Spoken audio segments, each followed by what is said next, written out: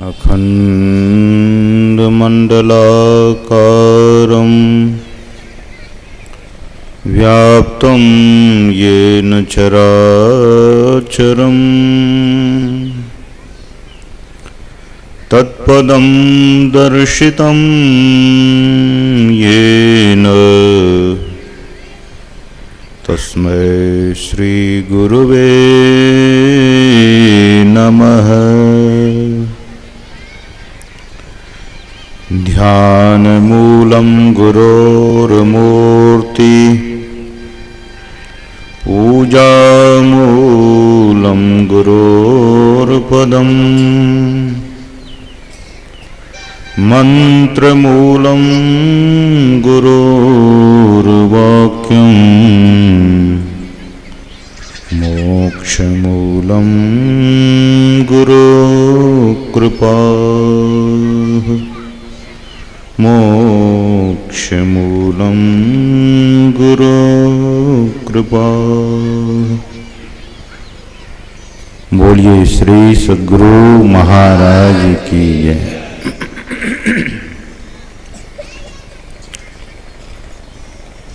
आपको हमारे मंच संचालक महोदय बड़ी निष्ठा और श्रद्धा से कहते हैं गुरु महाराज की जय ध्वनि करने के लिए। पैसे तो नहीं मांगते हैं आपसे, आपको कहते हैं कि आप अपनी रसना को पवित्र कर लें। जो जिह्वा है, इस जीभ पर न जाने क्या क्या आप रखे हैं, आपको ही पता होगा। जो नहीं रखने का वह भी रखते हैं, और जो नहीं चखने का वह भी चख लेते हैं। लेकिन गुरु महाराज की जय ध्वनि जब आप इस जिह्वा पर रखेंगे तो रसना आपकी धन्य धन्य हो जाएगी। इसलिए इस पावन रसना को पवित्र करें। बोलिए श्री सद्गुरु।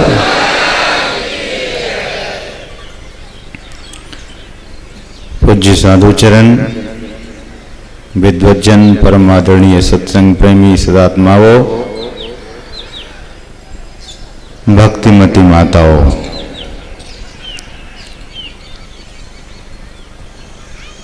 भगवान श्री राम और महर्षि वाल्मीकि के संवाद को हम आप सुन रहे थे। भगवान को यह पता था कि मैं जंगल जाऊंगा। आपको पता है कि आप कहाँ हैं और कहाँ जाएंगे?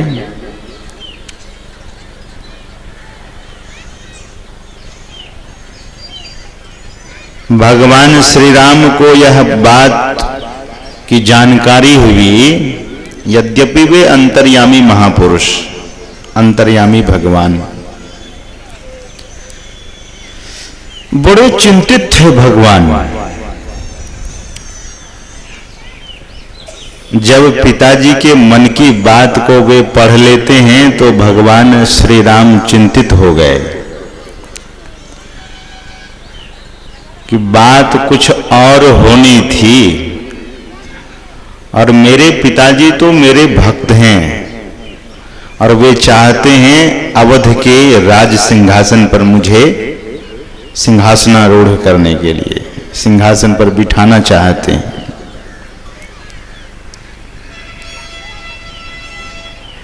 लेकिन होना जो था वह हुआ। भगवान श्री राम को जब यह खबर मिली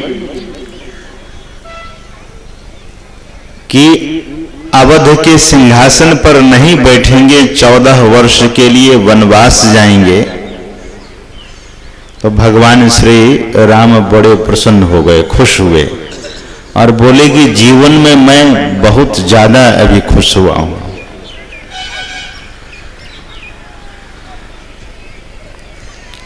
भक्त लोगों ने पूछा कि प्रभु आप प्रसन्न कैसे हुए?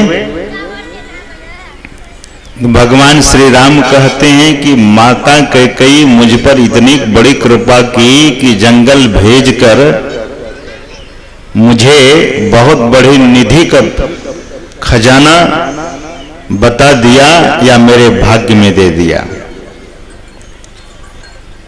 क्या होगा जंगल में? तो श्री राम कहते हैं कि जंगल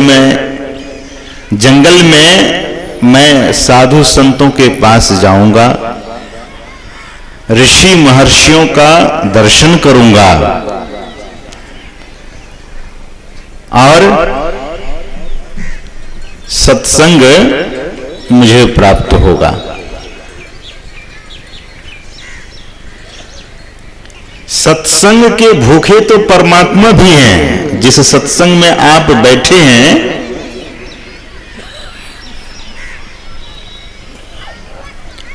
जो हम आप साधु संग कर रहे हैं, यह तो वैकुंठ सुख से बड़ा सुख माना गया है। वही भगवान श्री राम संत कबीर साहब को बुलावा भेजते हैं कि प्रभु अब आप आ जाइए वैकुंठ और यहीं आकर के हम लोगों को दर्शन दीजिए। तो कबीर साहब को रोना आ गया। कबीर साहब कहते हैं कि राम बुलावा भेजिया दिया। कबीरा रोए, मैं रोने लगा। क्यों? जो सुख साधु संत में, जो सत्संग में सुख है सो वैकुंठ न होए। तात मिलय पुनि मात मिलय, सुत भ्रात मिलय युवती सुखदाई। राज मिलय गजबाज मिलय, सब साज मिलय मन वांछित पाई। लोक मिलय सुरलोक मिलय, विधि लोक मिलय वैकुंठ हो जाई। संत सुंदरदास जी महाराज की वाणी है। इतना सब कुछ मिल सकता है सबको?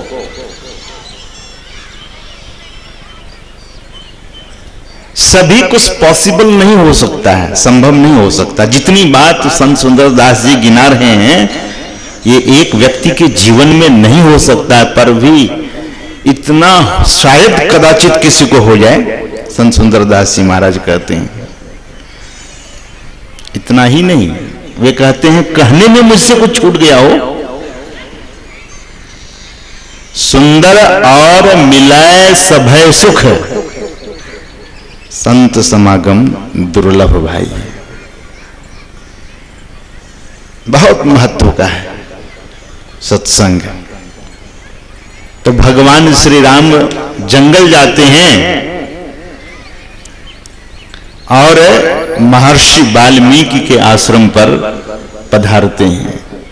महर्षि वाल्मीकि उनका अभिनंदन करते हैं और श्री राम जी भी महर्षि का अभिवंदन करते हैं। दरअसल में संत तत्व और भगवंत तत्व में कोई अंतर नहीं है, बस लीलाएं अलग अलग होती हैं। कामी पुरुष कामी से मिलता है, कामी पुरुष से मिले तो काम की बात करता है, लोभी से मिले तो लोभ की बात करता है, और संत भगवंत मिले तब ब्रह्म की बात वे करते हैं। तो यहां एक तरफ ब्रह्म खड़े हैं, दूसरे तरफ संत खड़े हैं। तत्वतः दोनों एक हैं। चर्चा किस बात की होती है? व्यवहार रूप में जंगल में रहने आए हैं भगवान श्री राम, तो पूछते हैं कि प्रभु बताइए कौन सी जगह रहें। यह तो व्यवहार रूप में पूछ रहे हैं, लेकिन संत की दृष्टि तो बहुत पैनी होती है, सूक्ष्म होती है, सीधे अध्यात्म में लेकर चले गए। भगवान कहते हैं कहां रहूं? ऐसी कौन सी जगह है जो बढ़िया जगह हो, हमें बता दीजिए। तो महर्षि वाल्मीकि कहते हैं कि पूछो मोहि की रहूं कहां, मुझे आप पूछते हैं कि कहां रहूं। प्रभु आप ये बताइए कि आप कहां नहीं हैं। और भगवान के स्वरूप के संबंध में महर्षि वाल्मीकि बोल रहे हैं, राम स्वरूप तुम्हार वचन अगोचर बुद्धिपरा। उनका स्वरूप कैसा है। सुबह में हम आप सत्संग के संबंध में सुन रहे थे, सत्य का संग किया जाए। सत्पुरुषा नाम संगः इति सत्संगः, सत्पुरुषों का संग, शास्त्र वचन का संग और उस परमात्मा का संग ही सत्संग कहलाता है। तो वे सत्पुरुष हैं कैसे, स्वरूपतः वे कैसे हैं।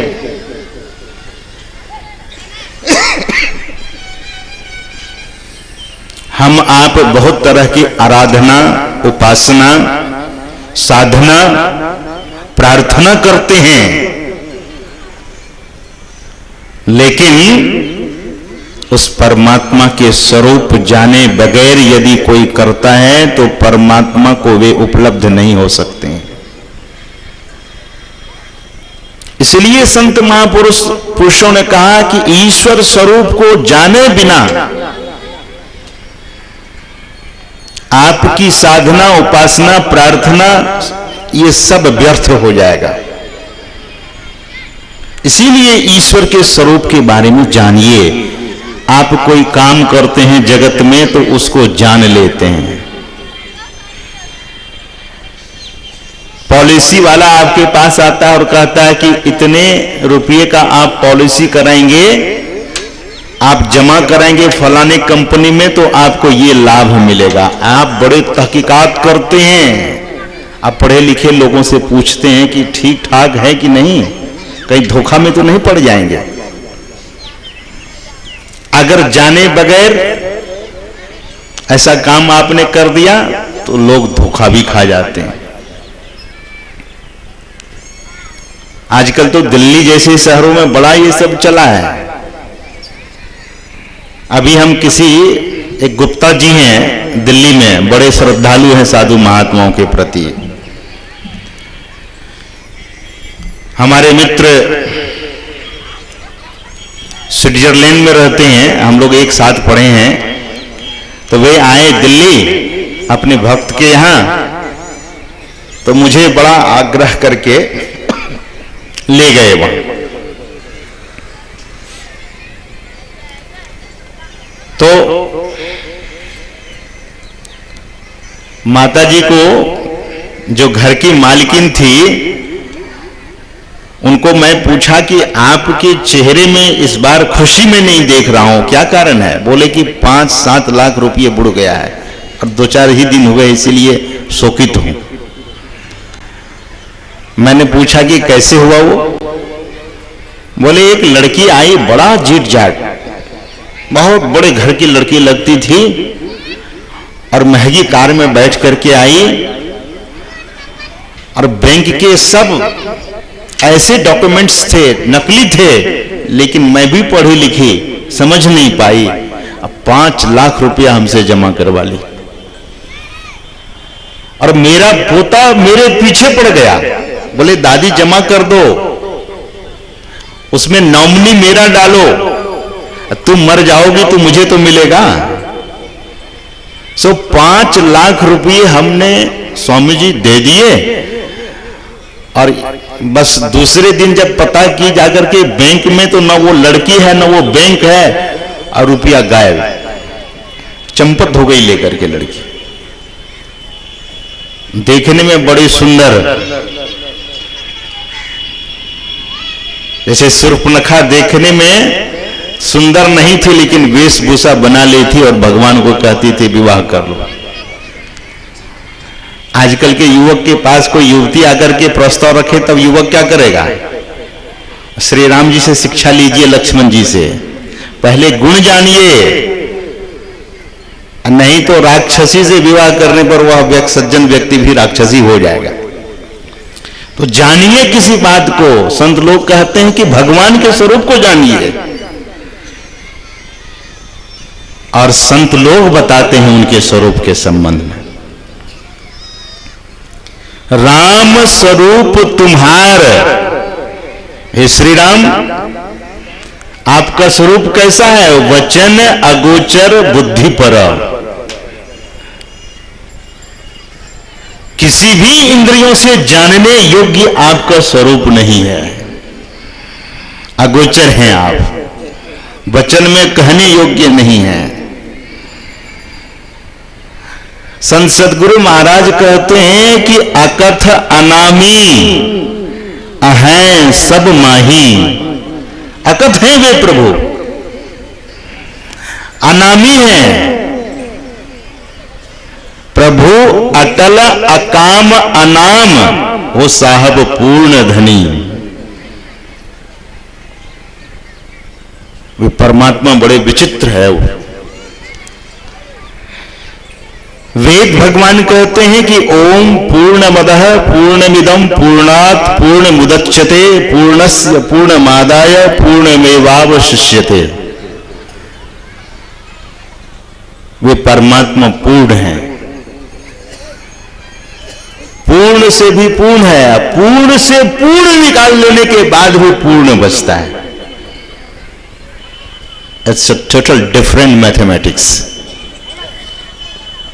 कंप्लीटली डिफरेंट, बिल्कुल डिफरेंट मैथमेटिक्स है। इस मैथमेटिक्स को जो समझ लेते हैं, इस गणित को जो समझ लेते हैं, वे परमात्मा के पक्के भक्त हो जाते हैं। सुन रहे थे पाठ में कि जग पेखन तुम देखनि हारे, विधि हरि शंभु नचावनि हारे। किस किस को वे नचाते हैं? विधि ब्रह्मा और हरि विष्णु, शंभु शंकर जी। तो शंकर जी जिसको वे परमात्मा नचाते हैं, उसको बहुत लोग कहते हैं कि जागो जागो। जिसको वे परमात्मा नचाते हैं, खूब अच्छी तरह से समझ लीजिए कि सबको नचाते हैं। तेई न जानई मर्म तुम्हारा, वे भी आपके मर्म को नहीं जानते हैं। कौन? बोले विधि हरि शंभु ब्रह्मा विष्णु महेश। इस त्रिदेव से और भी कोई देवता बड़े हैं? ईश्वर कोटि के देवता हैं। समझिए ईश्वर क्या है, परमेश्वर क्या है, परमात्मा क्या है, देवता क्या है और मनुष्य क्या है। पूज्यपाद शाही स्वामी जी महाराज कहते हैं कि तीन पर्दे के अंदर रहने वाला जीव कहलाता है। अंधकार, प्रकाश और शब्द, इन तीन पर्दों के अंदर हम आप आंख बंद करते हैं, अंधकार, प्रकाश में है ही नहीं, और शब्द जो पैगामी शब्द है वो अभी हम आपसे मीलों दूर है। इसी तीन पर्दे के अंदर रहने वाले को जीव कहते हैं, जीवात्मा। दो पर्दे के अंदर रहने वाले को कहते हैं देवता। एक पर्दे के अंदर में रहने वाले को कहते हैं ईश्वर, और तीनों पर्दों से परे रहने वाले को कहते हैं परम प्रभु, परमेश्वर, परम ईश्वर, परमात्मा।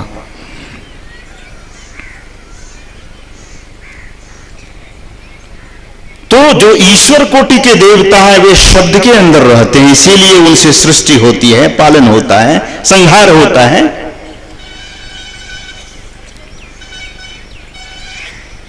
तो भगवान श्री राम जब अवतार लेते हैं तो देवता लोग विघ्न करते हैं। कब? बोले जब भरत जी लौटाने के लिए गए भगवान श्री राम को, तो देवता लोग सोचे कि इन पर हम माया कर देते हैं। तब बृहस्पति देवगुरु बृहस्पति समझाते हैं कि नहीं नहीं, माया नहीं कीजिए, क्योंकि भगवान अपनी हानि, अपना अपमान तो सह ले, लेकिन जन का अपमान वे सह नहीं सकते। भरत जी संत पुरुष हैं, इसीलिए उन पर माया नहीं किया जाए। तो देवता का ज्ञान कहां चला गया था उस समय? जो देवता जानते हैं कि भरत भी संत हैं, असंत पर माया नहीं चलती है। अबे भगवान बोले, एक बार तो लोग सोच रहे थे कि भगवान को ही कुछ किया जाए। तो सज्जनों, भगवान के जो दूसरे अवतार हैं, कृष्णावतार, तत्वतः वे पारब्रह्म परमात्मा हैं। जब वह शरीर धारण करते हैं तो भगवान श्री कृष्ण या भगवान श्री राम या भगवान शंकर कहते हैं कि मैं भी तब परिच्छिन्न हूं, एक पर्दा तो मेरे अंदर भी है।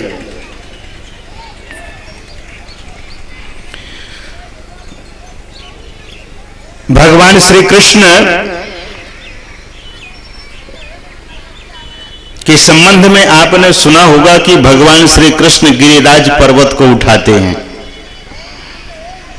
क्यों उठाया भगवान श्री कृष्ण ने उठाया था, यह भी आप जानते हैं कि गोवर्धन की पूजा की गई। पहले गोकुल में, वृंदावन में लोग इंद्र भगवान की पूजा करते थे। तो भगवान श्री कृष्ण सोचते हैं कि ये देवता की पूजा करेंगे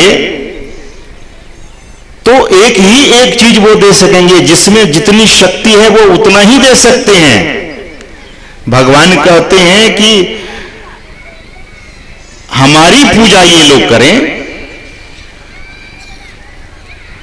तो सबों को समझाते हैं कि गिरिराज की पूजा कीजिए, गिरि पर्वत। बोले, जिस देवता की आप पूजा करते हैं क्या कभी वे भोग लगाए हैं? बोले नहीं। बोले, आप इस देवता की पूजा कीजिए, क्योंकि इंद्र के मन में अहंकार हो गया था। तो भगवान श्री कृष्ण लोगों के द्वारा गोवर्धन की पूजा कराते हैं, एक रूप में रहते हैं लोगों के पास, और दूसरे रूप में रहते हैं गिरिराज गोवर्धन पर्वत पर। और जैसे लोगों ने सामग्री चढ़ाई वैसे भगवान खाने लगे गिरि का रूप धारण करके। सब लोग खुश हो गए कि देखो भगवान भोग लगाकर भोजन कर रहे हैं, बहुत प्रसन्न होते हैं। और तब इंद्र के दूत यह खबर देते हैं इंद्र को कि आपकी पूजा तो नकारी चली गई, अब आपकी पूजा नहीं की जा रही है, नहीं की जाएगी। अब आपकी पूजा नहीं होगी। तो इंद्र क्रुद्ध हो गया, क्रोधित हो जाता है।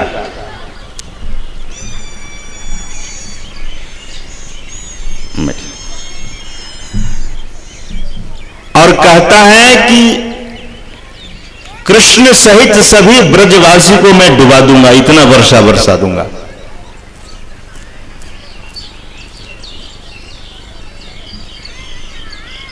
तो इंद्र का यह ज्ञान कहां चला गया? जो इंद्र राक्षसों से परेशान होकर के भगवान से प्रार्थना करने गया था कि अब आप अवतार ग्रहण कीजिए, और अवतार ग्रहण जब भगवान करते हैं, लीला करते हैं, तो आज इंद्र मोहित हो गया,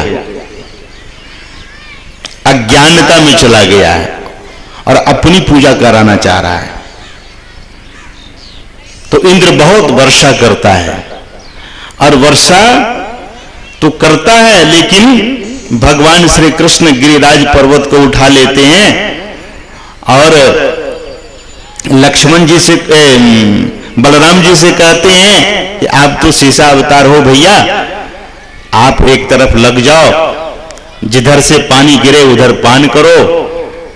तो बलराम जी कहते हैं कि कृष्ण, ये काम हमारा हमसे अकेले होने वाला नहीं है, किसी संत महापुरुष को बुला लो। भगवान को याद आई तो महर्षि अगस्त को बुलाते हैं। महर्षि अगस्त त्रेता युग से प्यासे थे, त्रेता के समय से प्यासे थे, उनको भी पानी पीना था। आप कहेंगे वो कैसे प्यासे थे?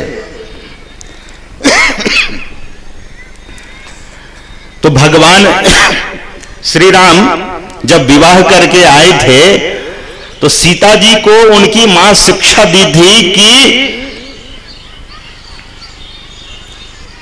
साधु संत को भोजन कराते रहना घर में बुला बुला करके।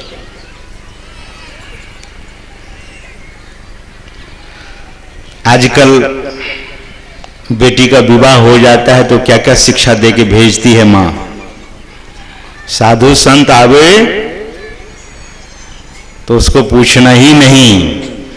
हम लोग आरती करते हैं कि विषय विकार मिटाओ, पाप हरो देवा, श्रद्धा भक्ति बढ़ाओ, संतन की सेवा। गुरु महाराज भी कहते हैं गुरु की भक्ति साधु की सेवा, अब बिन नहीं कछुहु पाई हो। संतों की सेवा के बगैर अध्यात्म जगत में आगे बढ़ना बहुत मुश्किल काम है। साधु की सेवा, साधु प्रसन्न हो जाए, न जाने क्या क्या वो दे दे। तो सीता जी आई थी तो भगवान श्री राम को बराबर कहती थी कि आप साधु संतों को निमंत्रण देते रहिए, हम खिलाते रहेंगे। और भगवान श्री राम भी बहुत साधु महात्माओं को बुलाते थे, कभी 100, कभी 1000, कभी 10,000। और सीता जी अपने से परोसा करती थी, सबको खिलाती थी। लेकिन सीता जी एक दिन भगवान से कहती हैं, आप तो ऐसे साधु महात्मा को बुलाते हैं जो थोड़े थोड़े खा करके और चल पड़ते हैं, हम तो तृप्त ही नहीं हो पाते हैं। कोई ऐसा महात्मा को बुलाइए जो भोजन बढ़िया से करे और हम तृप्त हो जाएं। भगवान कहते हैं इनको क्या हो गया? अरे सीते, साधु लोग तो थोड़ा ही थोड़ा खाते हैं, थोड़ा ही खाना चाहिए, भूख राख भोजन करो। महापुरुष कहते हैं कि कुछ खाने की इच्छा रह जाए तो भोजन छोड़ दीजिए, और नहीं रोटी पर रोटी, चावल पर चावल, सब्जी पर सब्जी, और तब जब बाद में दही आवे और तब दही पर दही। तो कभी कभी लोग कहते हैं कि यहां तक खा लिए हैं और थोड़ा और खा लीजिए, बोले जगह ही नहीं है। जगह होती तो खा लेते, अगर इधर से यहां तक भी आता तब तो खा ही लेते। साधु लोग थोड़े थोड़े खा के चले जाते थे। तो सीता जी बोली कि आप कोई ऐसे महापुरुष को बुलाइए जिसको मैं भोजन करा के तृप्त हो सकूं, मुझे संतुष्टि नहीं हो रही है। भगवान श्री राम बैठते हैं ध्यान में, आंख बंद करते हैं और याद करते हैं महर्षि अगस्त को। महर्षि अगस्त भी देखे कि भगवान हमें याद कर रहे हैं, तो ध्यान में ही बातचीत शुरू हो गई। जैसे पूज्य राम लगन बाबा थे यहाँ खगड़िया जिला में, और गुरु महाराज रहते थे कुप्पा घाट में।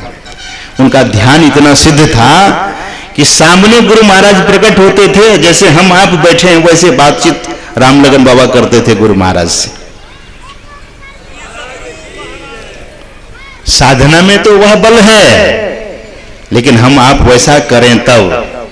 हम पूज्य राम लगन बाबा को पूछते थे कि बाबा अब आपकी क्या स्थिति है? बोले अरे अब भी मैं जब गुरु महाराज का दर्शन करना चाहता हूं तो कर लेता हूं। तो हम लोग बड़े लगे रहते थे उनके पीछे, एक बार हम लोगों को भी शरीर छोड़ गए हैं ना, एक बार ऐसे दर्शन करा दीजिए।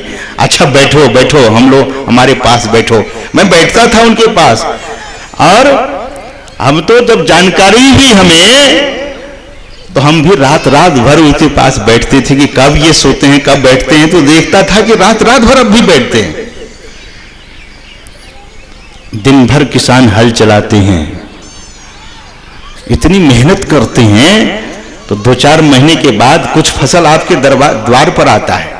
फसल क्या है? फल है, मेहनत। ध्यान में मेहनत करने के लिए कहा जाता है। यहाँ आधे घंटे का ही ध्यान रखा गया है, सबको कहा जा रहा है आइए ध्यान में बैठिए। सामूहिक ध्यान का बड़ा लाभ होता है, सब एक दूसरे से प्रेरित होते हैं, ध्यान में एक दूसरे का बल प्राप्त होता है। और न जाने गुरु महाराज की किस पर कैसी कृपा हो जाए। तो महर्षि अगस्त से भगवान श्री राम कहते हैं कि प्रभु महर्षि आप कृपा करके हमारे यहां पधारिए। तो महर्षि अगस्त कहते हैं कि प्रभु के कोई काम पड़ गया क्या आपको? बोले काम तो बड़ा जबरदस्त है। और काम क्या? आप जानते हैं मैं निष्काम हूं। और सीता जी याद कर रही है आपको, वो कह रही है कि हमारे यहां आकर भोजन करने के लिए कृपा करके। मेरा विवाह हुआ और विवाह हुआ दो ऋषियों के बीच में। एक तरफ ब्रह्मर्षि विश्वामित्र थे और दूसरे तरफ महर्षि वशिष्ठ थे। तब भगवान श्री राम का विवाह हुआ। आजकल लोग विवाह करते हैं तब किसको ले जाते हैं आप देखिए तो। अगर कोई साधु महात्मा बेचारा बहुत आग्रह से विवाह में पहुंच जाए तब तो उसको इतना लोग मजाक करते हैं कि ये साधु का भी मन लगता है कुछ हिला होगा तभी तो शादी में आ गया है। एक बार हम भी किसी के बुलाने पर बहुत आग्रह किया, बड़ी श्रद्धा थी, हम भी चले गए। और जब चले गए तो वहां हमको बिठा दिया और बिठा देने के बाद लोग जो इधर उधर गए सो गए, हम तो बस ऐसे बेचारा बनकर के बैठे रह गए। हमने कहा कि ये तो मेरे भीतर में बैठे हुए परमात्मा का ये लोग अपमान कर रहा है। और उस दिन से गुरु महाराज के पास संकल्प किया कि विवाह में हम कभी नहीं जाएंगे। तो भगवान श्री राम कहते हैं कि मेरा विवाह तो दो महर्षियों के संरक्षण में, उनकी उपस्थिति में हुई है, विवाह हुआ है। और विवाह का भोज आपको भी नहीं मिला है। मेरी भी इच्छा थी, लेकिन मेरी इच्छा तो सीता जी है। सीता जी की सदिच्छा हो गई है कि किसी ऐसे साधु को भोजन करावे जो तृप्त हो सके हम। तो सीता जी तृप्त नहीं हो पा रही। प्रभु महर्षि आप पधारिए। महर्षि अगस्त अपना कमंडलू उठाते हैं और पहुंच जाते हैं अयोध्या, अवध पहुंचते हैं। जैसे यहां पहुंचे बड़ा उनका सम्मान किया गया। सीता जी उनका पद प्रक्षालन करती हैं और चरणामृत लेती हैं, भगवान श्री राम लेते हैं और उनके चरणामृत को लेकर के अपने घर में छिड़कते हैं, महल में छिड़कती हैं। और तब भोजन तो उनको पता ही था कि महर्षि अगस्त आ रहे हैं, तो भोजन कराने के लिए अंदर ले जाती हैं और कहती प्रभु बैठा जाए। बढ़िया सुंदर सा आसन दिया है और सोने के थाल में भोजन लगाई है। 56 प्रकार का व्यंजन है और थाल भी बहुत बड़ी। अब तो थाल छोटी छोटी हो गई, पहले तो थाल बड़ी बड़ी होती थी। हम एक बार गए अहमदाबाद में तो संन्यास आश्रम, विले पार्ले संन्यास आश्रम में, तो वहां हमको जो थाल दिया खाने के लिए तो हम वहां तक पहुंच ही नहीं पाता था हाथ, इतनी बड़ी तो थाली दिया था। हमने कहा इस किस जमाने की थाली है महाराज? बोले इसमें तो महामंडलेश्वर सब भोजन करते थे, वही थाली आप लोगों के सम्मान में भी दी गई है। तो महर्षि अगस्त के लिए वो थाली दी गई है बड़ी, 56 प्रकार के व्यंजन लगे हैं। अब महर्षि अगस्त के तो अजान बाहु हैं, हाथ बढ़ा बढ़ा करके अब भोजन करने लगे तो फटाफट चटाचट सब चट कर गए। सीता जी गई कुछ लाने के लिए, इधर जब आती है देखती है तो थाली ही खाली है।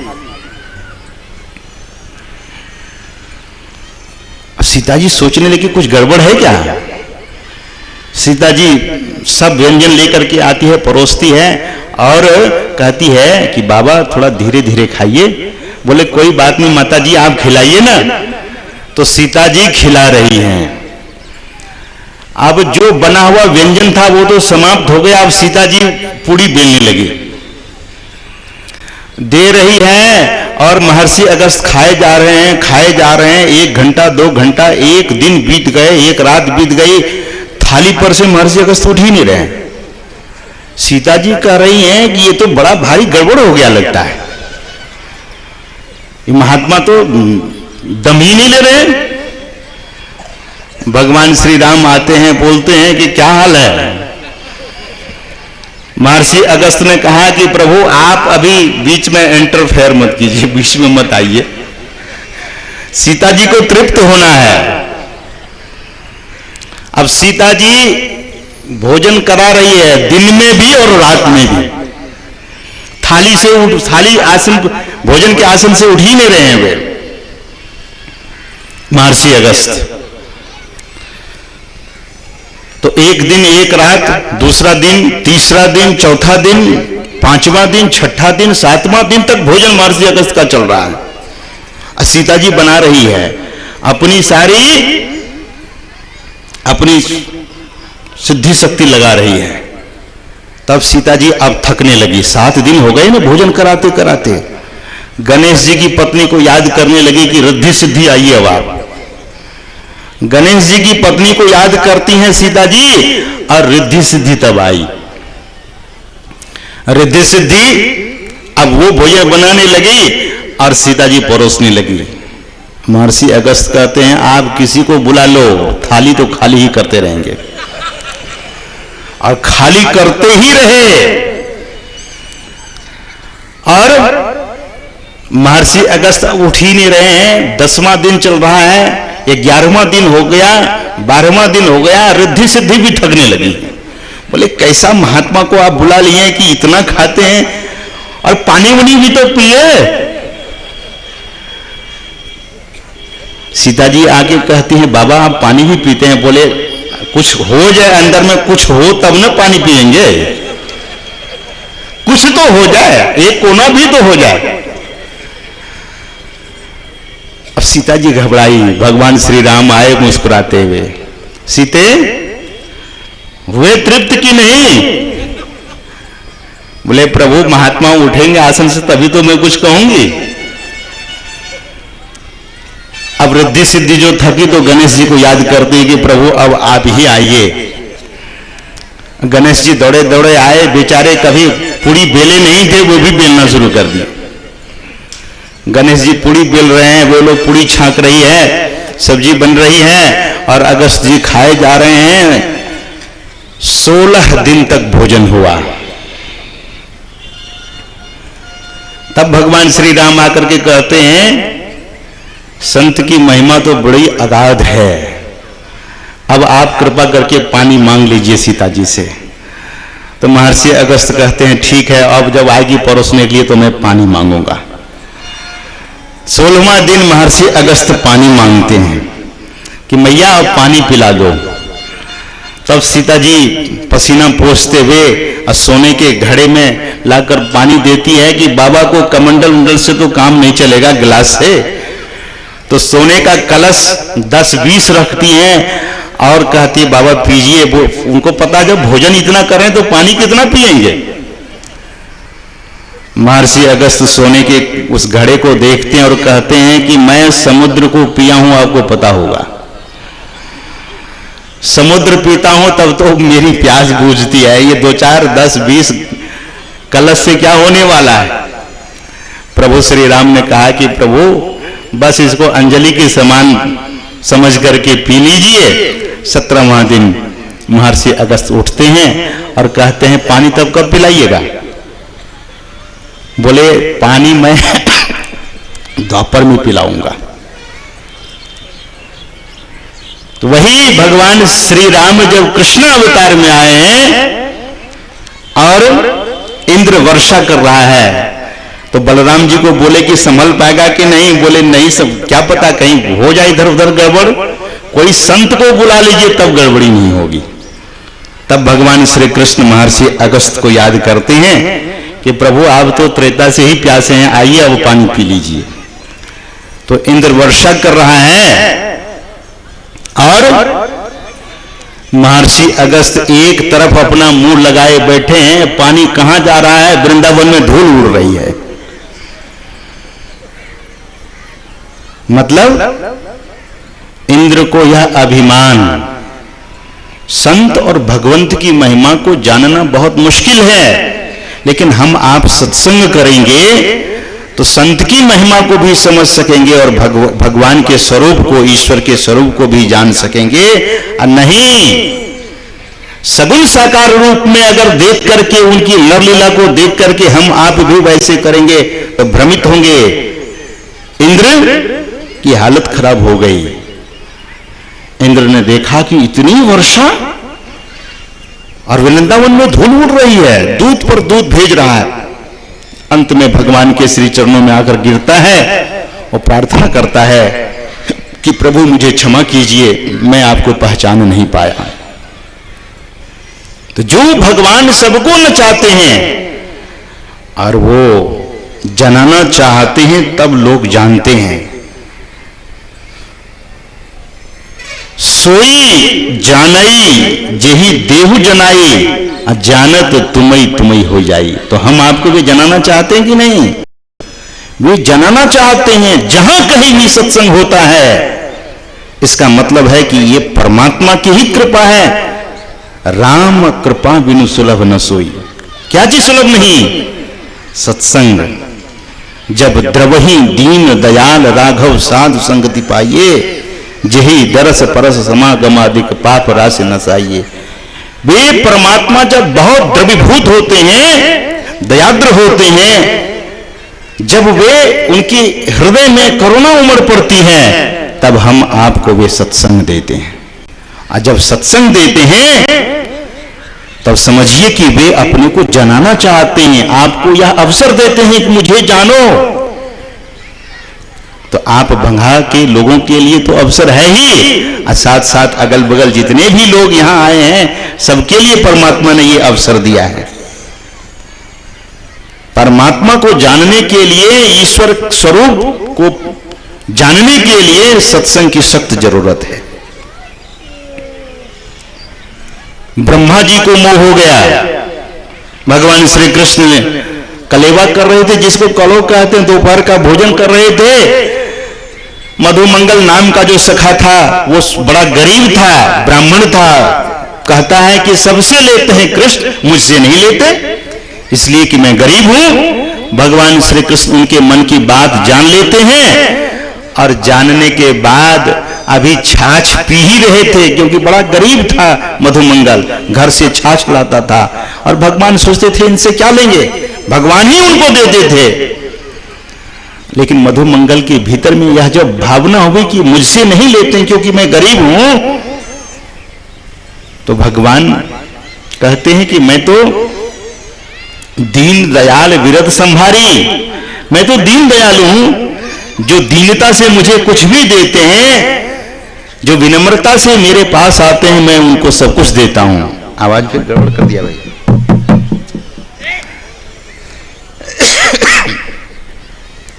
मैं उनको सब कुछ देता हूं और उनसे मैं ग्रहण भी करता हूं। जो भी व्यक्ति श्रद्धा से कुछ हमें देते हैं, पत्रम पुष्पम फलम तोयम, जो कुछ भी श्रद्धावश चढ़ाते हैं, दीन भाव होकर चढ़ाते हैं, तो मैं उसे ग्रहण करता हूं। तो भगवान मधुमंगल के मुंह में अपना हाथ घुसा देते हैं और वही जूठा छाछ लेकर के चाटने लगते हैं। ब्रह्मा जी ऊपर से देख रहे थे लीला की, ये कृष्ण अवतार हुआ है, जरा लीला देखें। तो ब्रह्मा जी भ्रमित हो गए कि भगवान तो नहीं होंगे, साधारण आदमी कोई करेगा ऐसा? आप लोग भी करेंगे? आप अपने मित्र के मुंह से जूठा छाछ निकाल करके, जूठा ग्रास निकाल करके खाएंगे? नहीं खाएंगे। अब भगवान ऐसा कर गए। तो ब्रह्मा को जब मोह हो गया, भ्रम हो गया, तो भगवान मधुमंगल के मुंह भी चाटने लगे। तब तो ब्रह्मा जी को और मोह हो गया कि भगवान तो नहीं ही होंगे, अगर हैं तो परीक्षा ही ले लेता हूं। परीक्षा के क्रम में ग्वाल बाल और गाय को चुरा कर ब्रह्म गुफा में, ब्रह्मलोक में ले जाकर छिपा देते हैं। भगवान श्री कृष्ण ध्यान लगाकर देखते हैं तो बोले कि ये ब्रह्मा भी गड़बड़ी शुरू कर दिया। यही ब्रह्मा था जो चारों मुख से वेद पढ़ करके हमको प्रसन्न कर रहा था। ओम यज्ञेन यज्ञमय जंत देवास्तानि धर्मानि प्रथमान्यासन्न तेहनाकम महिमाना सचंत यत्र पूर्वे साध्या संति देवा। वेद मंत्र पढ़ करके, वेद ऋचा पढ़ करके हमें कह रहे थे कि भगवान आप अवतार लीजिए, और जब मैं अवतार लिया और लीला कर रहा हूं तो इसको भी भ्रम हो गया। सगुण स्वरूप ऐसा है। सगुण लीला भगवान की ऐसी होती है कि इंद्र को भी मोह, ब्रह्मा को भी मोह, शंकर जी को भी मोह हो जाता है। इसीलिए वे कहते हैं कि विधि हरि शंभु नचाव निहारे। आप नचाना चाहते हैं, यदि वे भी मर्म नहीं जानते हैं आपके, तो वे भी नाच जाते हैं। औरों की क्या बात है। ब्रह्मा जी भ्रमित हुए, भगवान श्री कृष्ण ध्यान लगाकर देखते हैं। देखिए, ध्यान की चर्चा, ध्यान की बात हर प्रसंग में लगभग आ जाता है। क्या है ध्यान में, ध्यान से होता क्या है? तो गोस्वामी तुलसीदास जी महाराज कहते हैं कि यथासु अंजन आंजिद्रिगा साधक सिद्ध सुजान, अकौतुक देखत शैल बना, अभूतल भूरि निधान। ध्यान से आप सब कुछ जान लेते हैं, जान सकते हैं। भगवान श्री कृष्ण आंख बंद करके देखते हैं ब्रह्मा जी की करतूत को, बस अपने भ्रुकुटी से ऐसी रश्मि छोड़ते हैं, उतने ही ग्वाल बाल बन गए, उतने ही गाय बन गई, उतने बछड़े बन गए। जो गाय जिस रंग की थी, जो ग्वाल बाल जिस कद के थे, जो दुबले थे, कोई मोटे थे, कोई गोरे थे, कोई काले थे, कोई श्यामले थे, उसी रंग के उसी अनुरूप भगवान अपने भ्रुकुटी के रश्मि छोड़ने से वैसी सृष्टि का, वैसे ग्वाल बाल का सृजन कर देते हैं, गाय की रचना कर देते हैं। और साल भर तक अपनी बनाई हुई गाय और ग्वाल बाल को चराते रहे भगवान।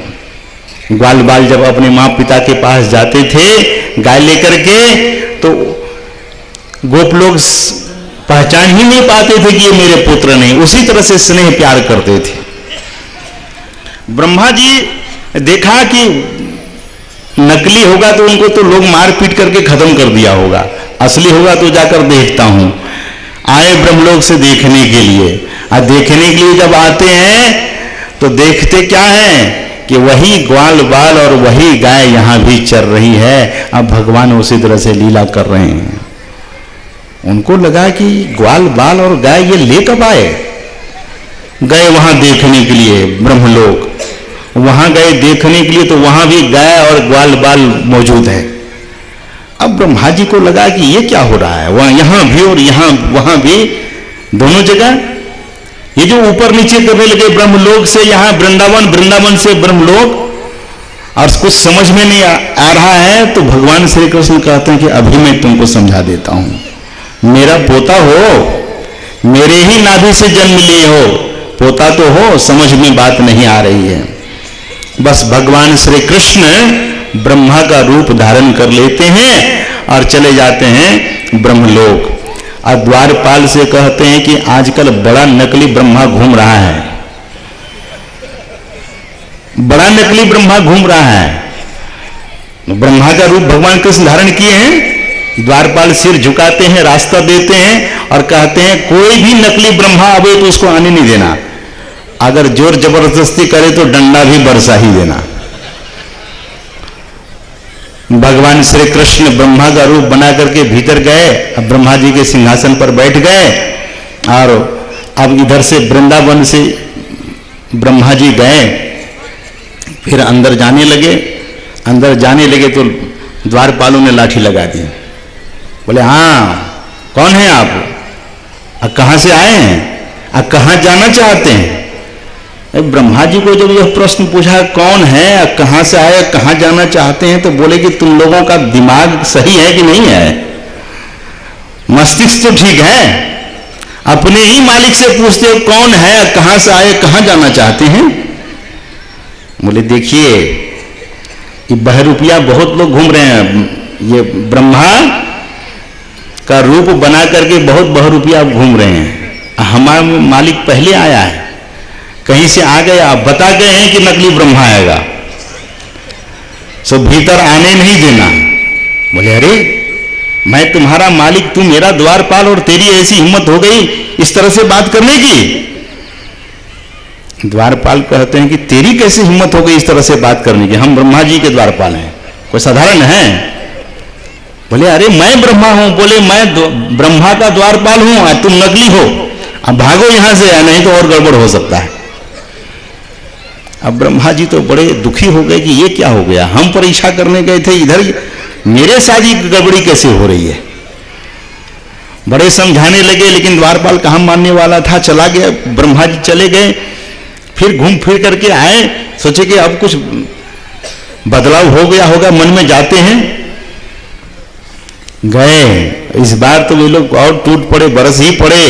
बोले तुम लोग नशा वशा तो नहीं खा लिए हो? बोले नशा तो आप खा लिए हैं। कह रहे हैं कि आप नकली हैं, मानते नहीं हैं, तो मनाने के लिए जो हमको हमारे ब्रह्मा जी ने दिया उसी से मनाएंगे आपको, वो है डंडा। कहिए अब क्या सलूक, आपके साथ कैसा सलूक किया जाए? ब्रह्मा जी ने देखा कि गड़बड़ हो जाएगा, कहीं डंडा उंडा चला दे तो मुश्किल ही हो जाएगा। गए तीसरे किसी लोक में बैठ गए, चिंतन करने लगे, आखिर ये कैसा हुआ, कैसे हुआ। फिर लौट कर आते हैं। तब तक में भगवान श्री कृष्ण भीतर से आए, पूछे कोई आया भी था नकली ब्रह्मा? बोले हाँ सरकार अभी आया था, 2 बार आ चुका, हम लोग लौटा दिए हैं डांट डपट करके। बोले अब आवे तो आने देना अंदर।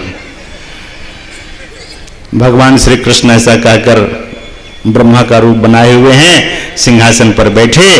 और ब्रह्मा जब आए, ब्रह्मा जी आए तो बोले ठीक है, अभी भीतर से आदेश हुआ है कि आवे तो आने देना, जो जाओ भीतर। अब भीतर जब गए तो देखते हैं कि ब्रह्मा जी के आसन पर भगवान श्री कृष्ण विराजमान है।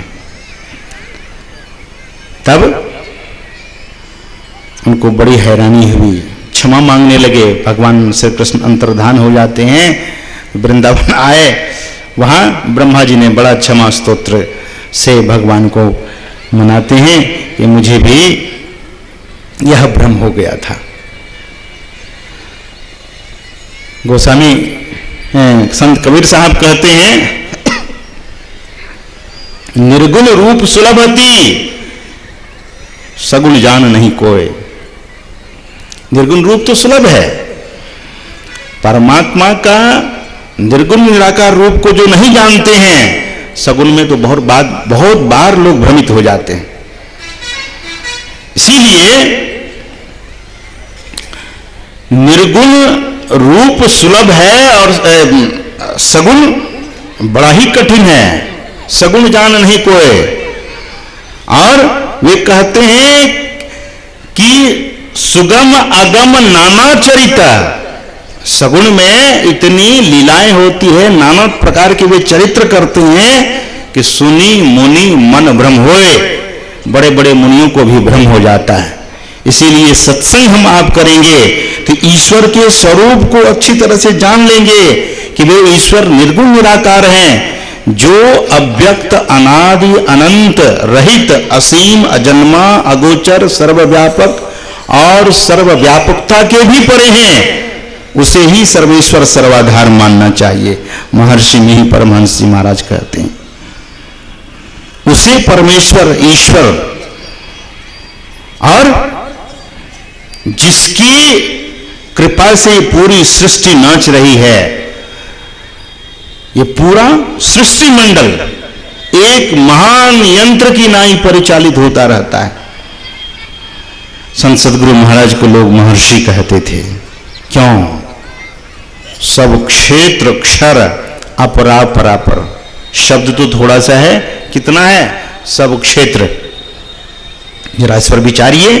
क्षेत्र का अर्थ होता है शरीर, और सब यानी सभी शरीर, चाहे वो मनुष्य का हो, चाहे वह पशु का हो, पक्षी का हो, देवता का हो, दानव का हो, कीट पतंग, चराचर, जो भी चराचर में शरीर धारण किए हुए जीव हैं, सबको क्षेत्र कहते हैं। और सभी क्षेत्रों के वे परे परमात्मा है।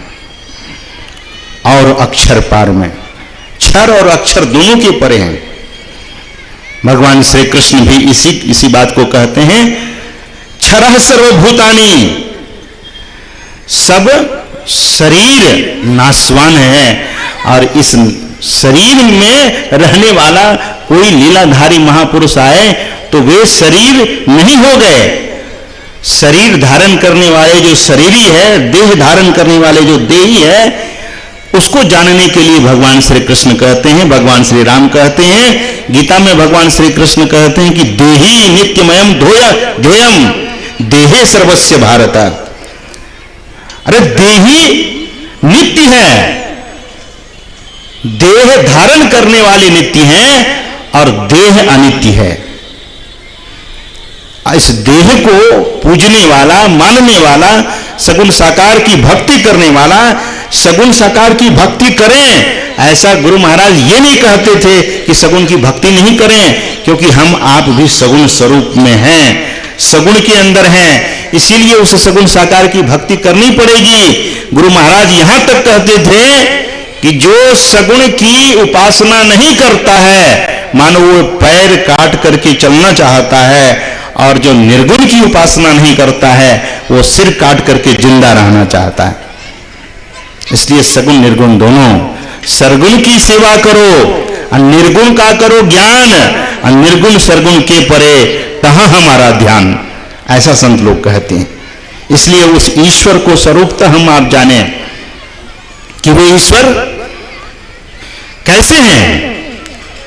अभी हमारे बाबा एक बड़े अच्छे गुरु महाराज के वचन को सुना रहे थे कि करहु अनुग्रह प्रीतम साहब, तुम अंशक मैं अंश हो, तुम सूरज मैं किरण तुम्हारी, तुम वंशक मैं वंश हो।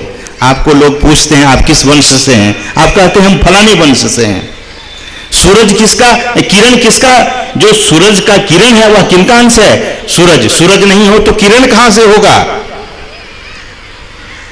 हम आपके घर में जितनी अग्नि है सारी अग्नि जलाने का ही काम करती है। अग्नि की छोटी सी चिंगारी, लेकिन छोटी सी चिंगारी से भोजन तो नहीं बना सकते आप। अग्नि की समूह को जब हम बढ़ा देते हैं, उसका लौ जब बढ़ जाता है तो भोजन पकाइए, एक नहीं 10-10, 20-20, 100-100, 1000-1000, 10-10 हजार लोगों का भोजन आप तैयार कर सकते हैं।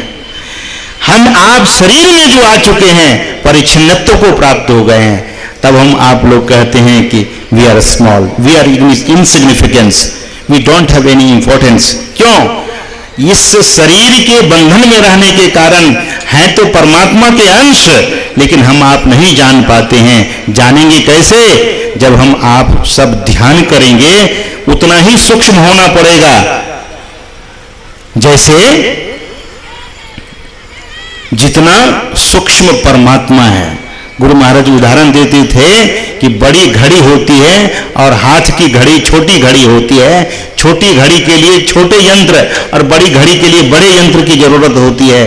ठीक उसी तरह से वह आत्मा, वह परमात्मा सूक्ष्माति सूक्ष्म है, और सूक्ष्म उस परमात्मा जो सूक्ष्माति सूक्ष्म है उसे जानने के लिए हम आपको क्या करना पड़ेगा? स्थूलता में नहीं जान सकेंगे। तब हम आपके शरीर में सबसे ज्यादा कुछ सूक्ष्म है तो वह दृष्टि है, मन है।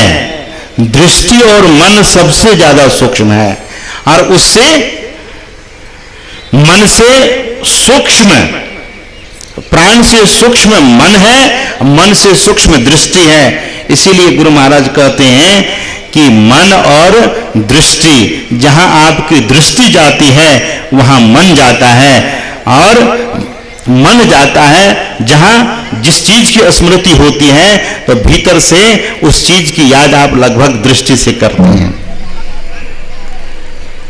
तो ये तीन चीज हम आपके शरीर में है, प्राण, मन और दृष्टि।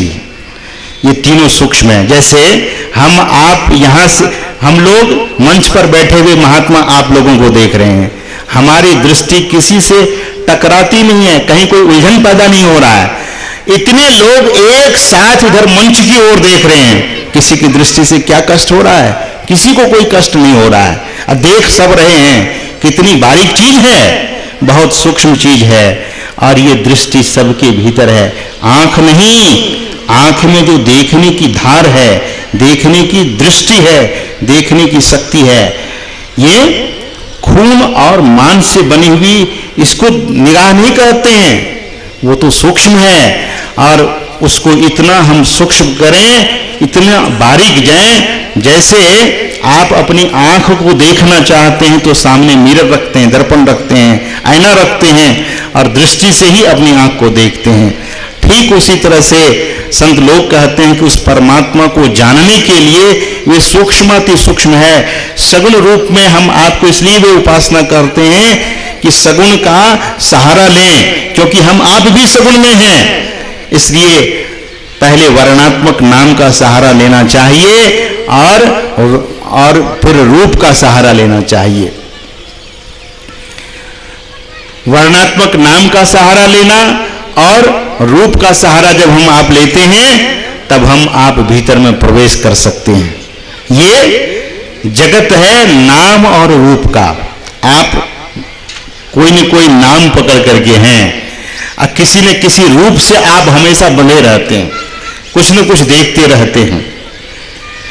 तो नाम और रूप का यह जगत है, हम आप भी वहीं पर बैठे हैं। तो जो जहां से बैठा हुए वहीं से चलेंगे। परमात्मा के स्वरूप को जब तक हम आप इस तरह से खूब अच्छी तरह से समझ नहीं लेंगे तब उसकी उपासना भी ठीक से नहीं कर सकेंगे। इसलिए संत मत बताता है कि उस परमात्मा की उपासना करने के लिए, आराधना करने के लिए, प्रार्थना करने के लिए हम आप तो पहले नाम रूप का सहारा लें और नाम रूप के बाद फिर वह परमात्मा अनाम है, अडोल है, सर्वव्यापक है और सभी के वे परे परमात्मा हैं। उसे जानने के लिए सूक्ष्माति सूक्ष्म जो साधना है उसे हम आप करेंगे और उसे जान सकेंगे। कैसे? तो गुरु महाराज कहते हैं कि गुरु भेद लही भजी। गुरु भेद लेना पड़ेगा, वह युक्ति जानना पड़ेगा। माता लोग रोटी बनाना जानती है, अब पुरुष लोग रोटी बनाना नहीं जानते। कुछ ही लोग जानते हैं, सब लोग जानते हैं रोटी बनाना।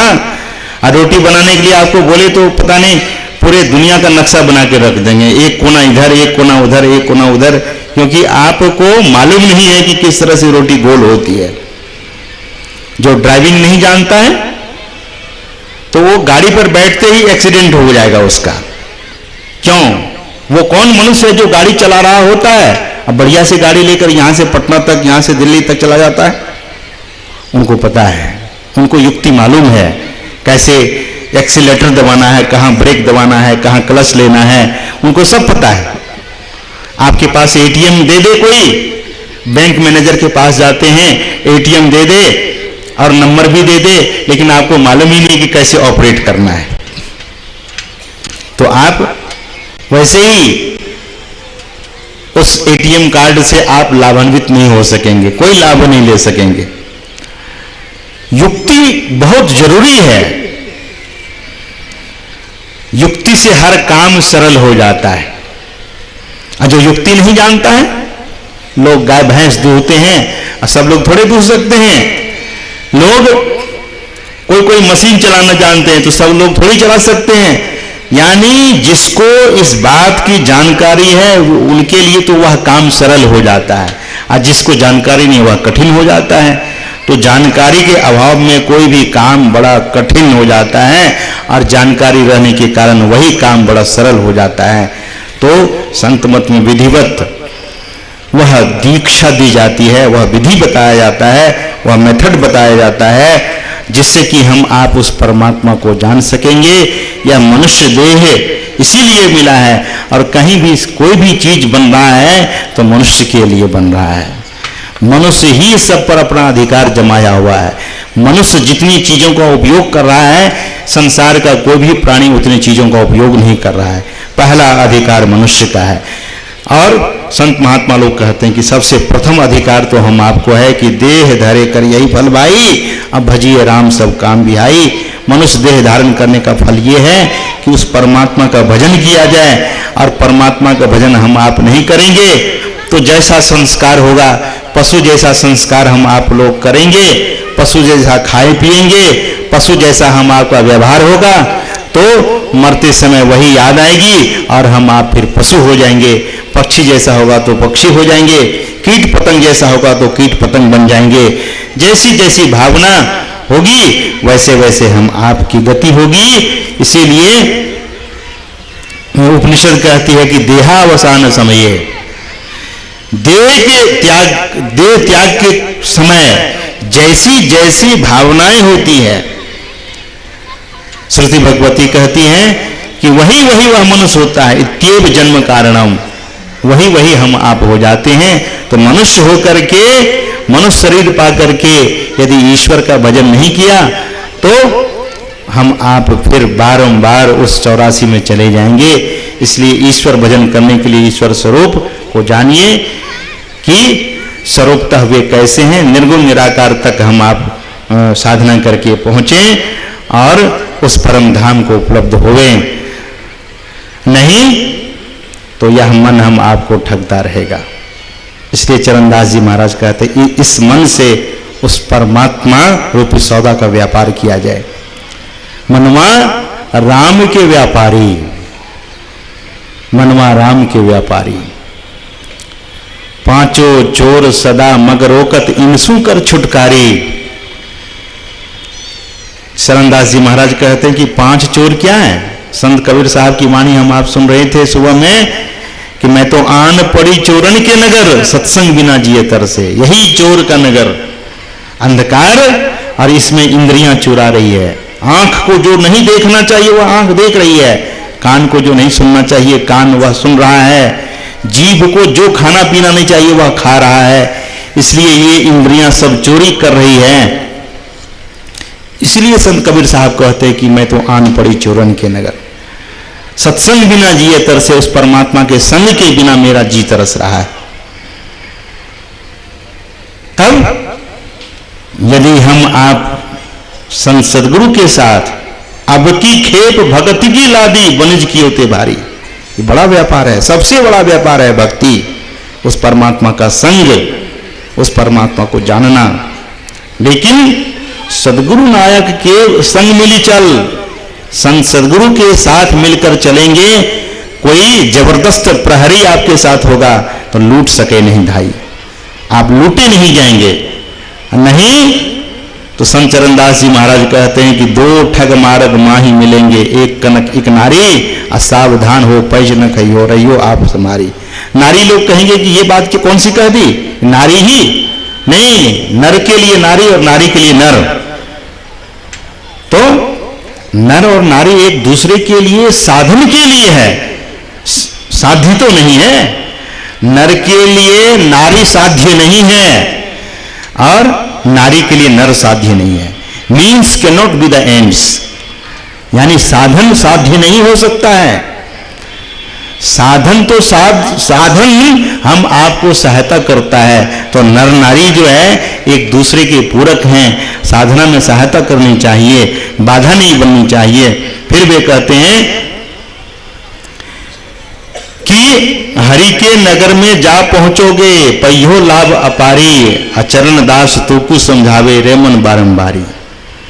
बार बार मन को समझाता है कि परमात्मा के धाम में जाने पर ही हम आप सुखी होंगे।